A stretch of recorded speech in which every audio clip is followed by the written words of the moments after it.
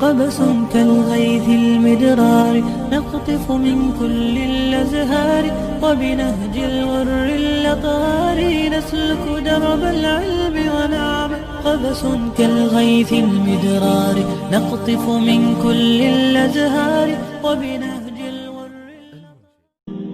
مسلمين تندمبي واحد مودا إن يسصو أروريان إذا كانت طلبة العلم بيت شبه يمتهد وحانو قدن لي بيت شبه يمتهد هادو قفك السلاح العلمي وقبه قال يا مسلم يا بدعوله يا معصمت كجرا يا مد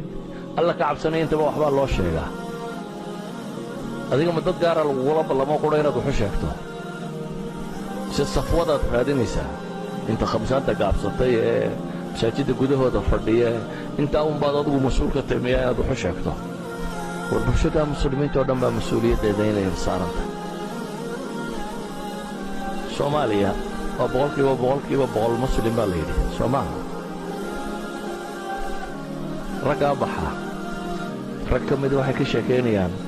dhulkeenan Soomaaliyeed dad badan oo degan oo la ilaaha illa Allah aqoon inay joogaan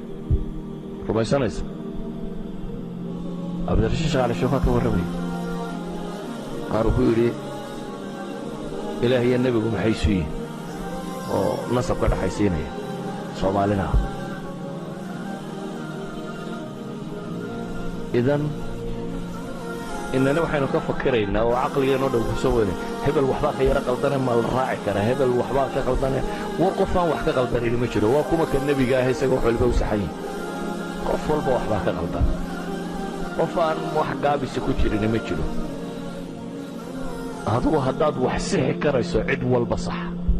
daatay qof wax sixi karaya cid kasto aad sixi karto sax dadkuna wayna wada baahay halkaad sideeday warmaxan garuufa ka soo gaadho adiga wax ka noqon kartaa ka waco ka kala mar laakiin wax kasto aad sixi karto sax